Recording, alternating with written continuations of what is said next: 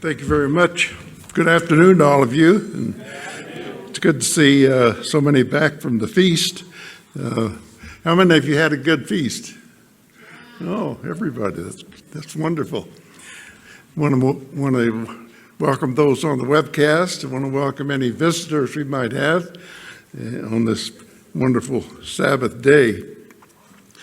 Well, I chose my subject some time ago, so it's not about the present situation we have. I assume that most of you have been tuned in to what's been happening, and the sobering thing that's just the world we live in.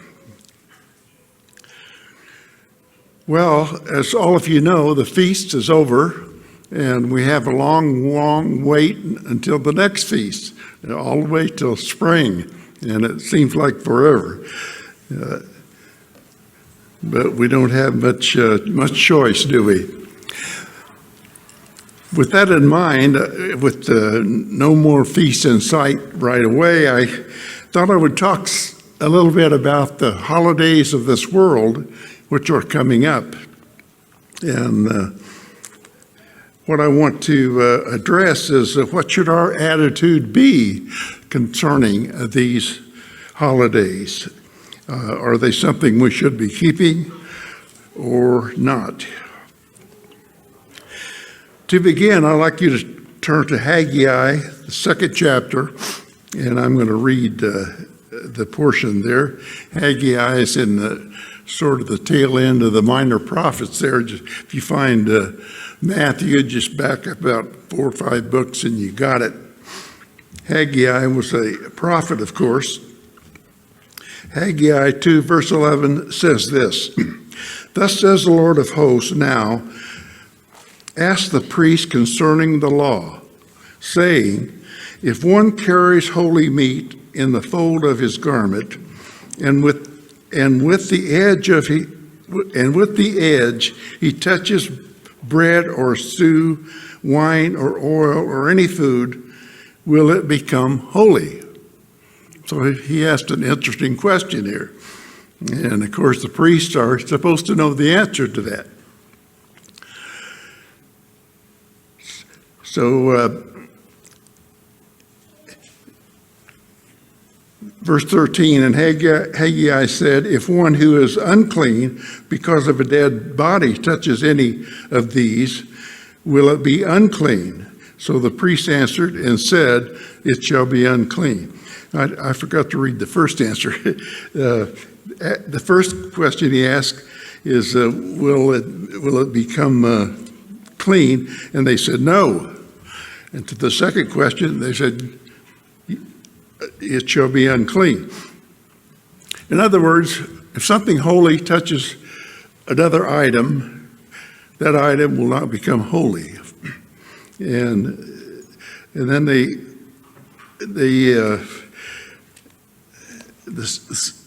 well, I guess I should read the rest of it. Verse 14, then Haggai answered and said, so is this people, and so is this nation before me, says the Eternal, and so in every work of their hands and what they offer, there is unclean. So the point being made here is that something holy touches something unclean or unholy, it won't make it holy. But the surprising answer is that if something unclean touches something that is clean, it will become unclean. So what's the point? Well, actually, that's very similar to our present world. You know, goodness spreads slowly, but evil travels like mad. And you can just look at the world, and that's what you have. Evil just propagates and multiplies and travels everywhere. Goodness, not so much. You know, I think that's what William Shakespeare had in mind when he wrote this. He wrote this in regard to the funeral of Julius Caesar. He says, "The evil men do lives after them. The good is oft interred with their bones." And that's not entirely true, but I mean, that was his point. He says, goodness, it kind of dies out. Evil just lives forever, it seems like. So what does all this have to do with the holy days that are coming up? Well, I'm speaking primarily of Halloween, and of course, December 25th. Halloween is a holiday that's based on a situation called Samhain. And Samhain is a Celtic word, and it means the end of summer or something like that. But it was a celebration of ancient times. And if you look that up on the internet, you'll have to know how to spell it. It's spelled in an odd way. It's spelled Samhain, and that looks like Samhain, but it's pronounced Samhain. And don't ask me why, but I do know it's a Celtic spelling, and they have strange ways of spelling things. But anyway, this was a celebration, and what it had to do with, the thought was that the evil spirits on this night, and they're speaking of the night before November 1, which is October 31, which we call Halloween. The evil spirits are somehow the divide between the evil spirits and the living people is somehow broken down on that night, and then evil spirits can commune and so forth with living human beings. So that's the background, and that's where Halloween really comes from. It got its name, the Catholic Church named it, they call it All Saints' Eve, and that was changed to Halloween, the hallowed evening before the event. So what you need to do is consider this, if we want to determine whether or not we should keep this holiday, you need to consider, for example, the decorations. In my neighborhood, I walk my neighborhood for exercise, and I see decorations like tombstones and ghosts and goblins and skeletons and witches and, and that kind of thing. This one yard, it's a small yard, about 20 by 30, and every corner of that, every square foot of that yard has some kind of a statue or something. They have one, and they're not small, they're large.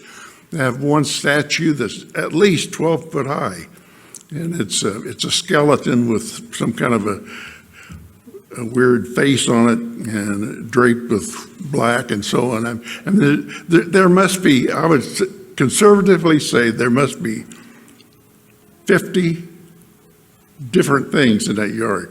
Tombstones, skeletons, witches, and so on.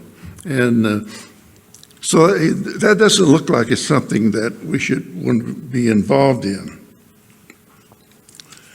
And the truth is, it comes directly from paganism.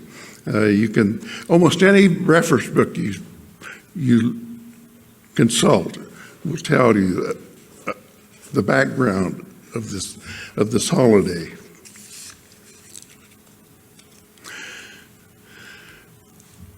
Well, how about Christmas? Christmas, Christmas has some beautiful decorations.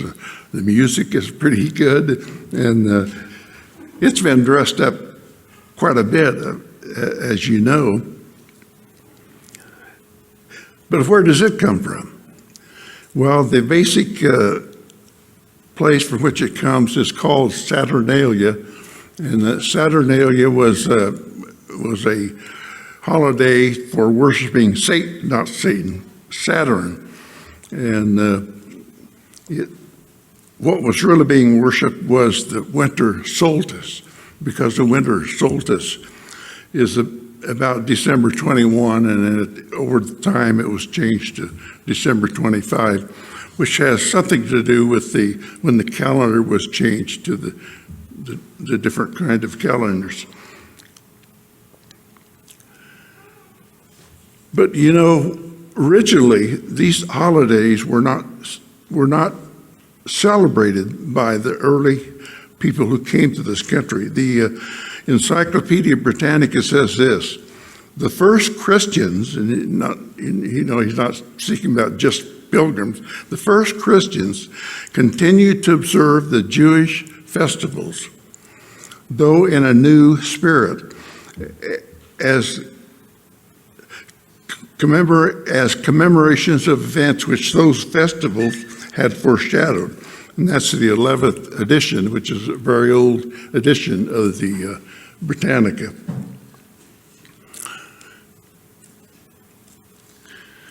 So when we consider all of these things, how do we determine what we should and should not observe?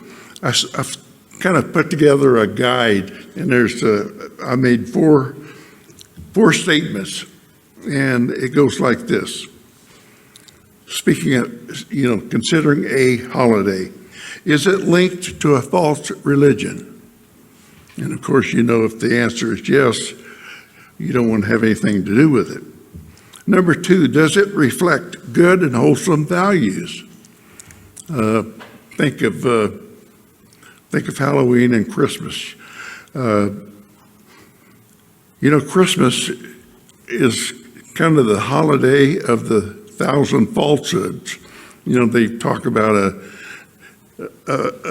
overweight fellow that lives in the North Pole, and he knows everybody's address, and he has a flying sled and flying reindeer, and on and goes. But all of that is false. It's not true. And to make it even worse, parents are taught to lie to their young children and tell them that all of that is true. I remember when I was a real young boy, I thought about that, and I said, there's something wrong here. Something doesn't make a whole lot of sense about this. I don't know how old I was, but I wasn't very old. But I did finally figure it out. Number three, does it glorify God or at least not disparage him? Another sort of a litmus test for holidays. And what are the fruits of keeping it? Well, the fruits of Christmas, for example, is not good. I mean, people go into debt. Last year, American families spent I didn't write it down. It's $1 trillion. I was going to say 1 billion, but it's $1 trillion on Christmas. That's amazing. And if you're curious about how much a trillion is, just go online and ask questions like, how long would it take to count $1 trillion? And I can tell you about 39,000 years. It's phenomenal how much a trillion is. Anyway, we need to make sure that the holidays that we're keeping don't really, make fun of God and make fun of the truth and make fun of the Bible. I'd like to end by just reading Philippians 4, verse 8, if you'd like to turn there. And I'm going to read it from the NET translation. The NET is a relatively new translation, and I know of some of the Greek scholars that worked on that translation, and they were very exact, but I mean, there's nothing wrong with the King James on this, but I mean, they just used a couple of words that I like. Philippians 4, verse 8, and this is Paul speaking to the church. Finally, brothers and sisters, whatever is true, speaking of what we should do, whatever is true, whatever is worthy of respect, whatever is just, whatever is pure, whatever is lovely, whatever is commendable. If something is excellent or praiseworthy, think about these things. And what you learned and received and heard and saw in me, in other words, he's saying, you can follow me. Do these things, and the God of peace will be with you. So that's a good guideline too. Do